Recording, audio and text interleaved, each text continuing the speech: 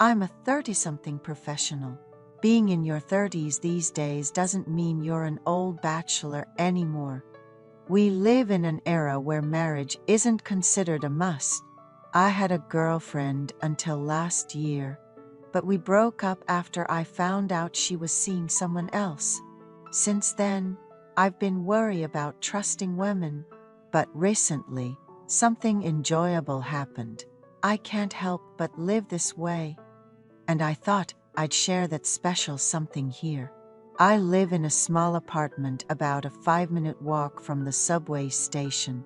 The place is old, but the landlord recently redid the wallpaper and flooring, so it's quite clean.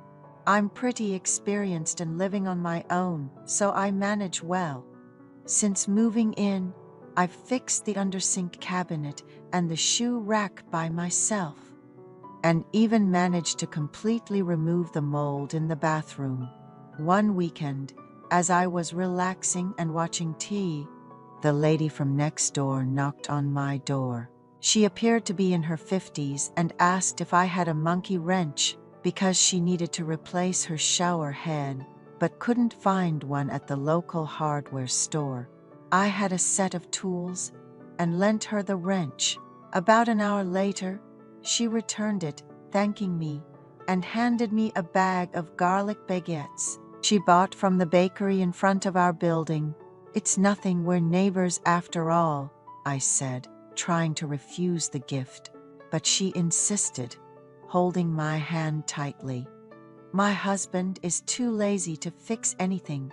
I asked him to buy a wrench, but he forgot and just slept all day. I fixed the shower myself. My friends' husbands change light bulbs and do repairs without a fuss. She seemed quite talkative. I thanked her for the food and went back to my room. I ended up falling asleep while watching YouTube, and before I knew it, it was evening. I was too lazy to cook, so the garlic baguettes came in handy for a meal. I thought I should buy her some juice next time I see her. A few days later, she came by again, worried because her washing machine had stopped working, and she couldn't get through to customer service over the phone. Although it was a bit of a hassle, I went over to her place. Maybe the circuit breaker tripped, I suggested. Oh, I hadn't thought of that, she exclaimed. Sure enough, the laundry room's switch had been flipped off. She was relieved to see the washing machine start working again after flipping the switch back on. As I was leaving, she said, "Wait, I have some golden kiwis I bought from the store. Take some with you," and gave me 5 of them. I tried to refuse, saying, "You don't have to give me anything in return. I'm happy to help without any gifts." But she insisted. After that, we occasionally ran into each other. One day, the boiler broke down and she asked if she could shower at my place because fixing it immediately wasn't an option. I suggested boiling water or going to a nearby sauna, but she said the sauna was closed that day, and she once got burned by spilling a boiling kettle as a child, so she was too scared to handle hot pots.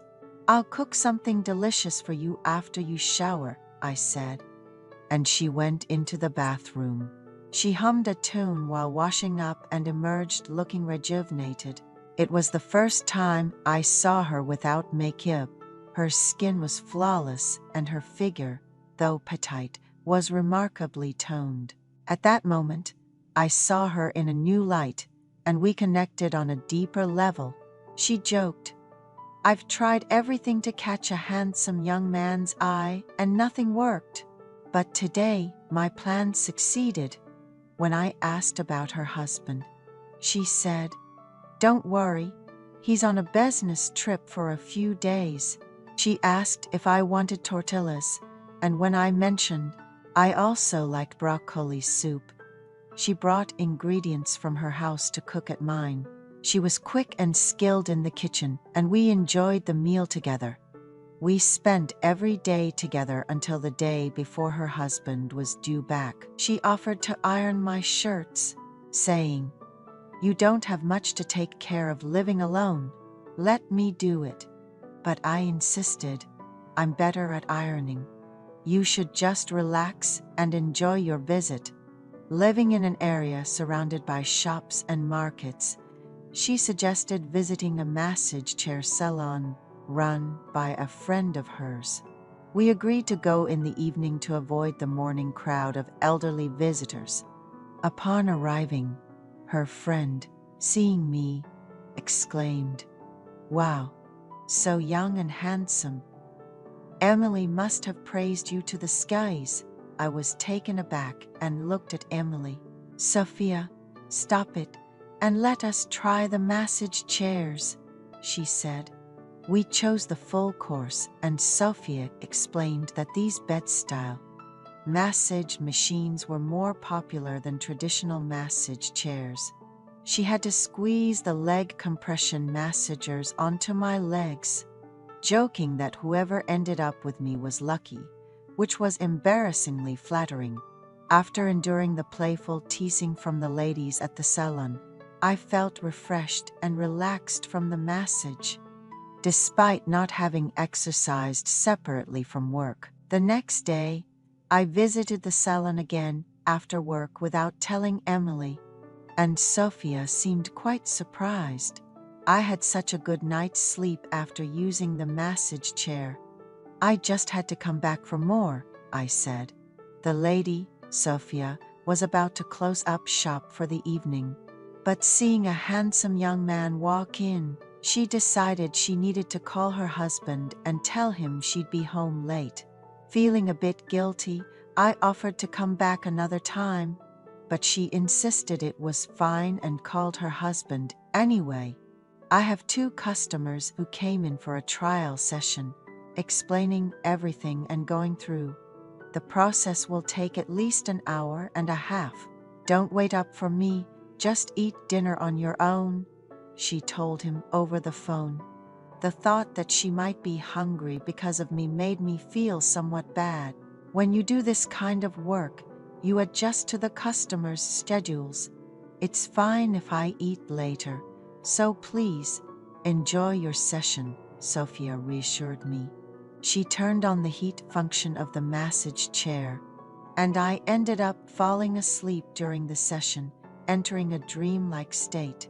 In this state, I felt Sophia looking at me with a smile, which was somewhat unsettling considering my hands and legs were restrained by the massage equipment, and I wasn't covered by a blanket.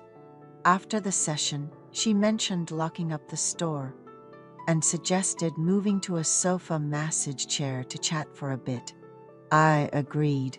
Once the full session was over, she led me to the sofa massage chair and draped a blanket over me.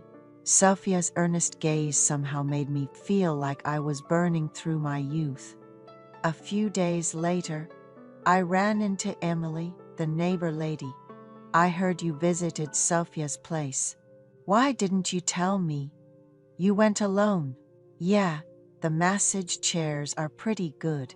My place is too small to have one, so I plan to go there occasionally," I replied.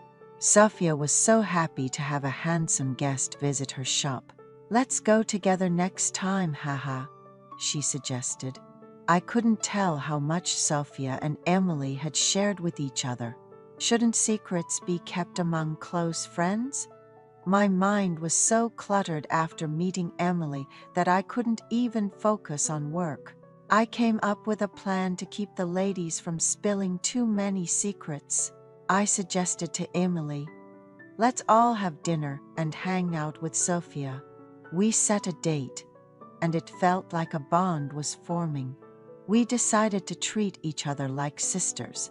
We had steak for dinner and enjoyed a few drinks, which left us feeling quite merry.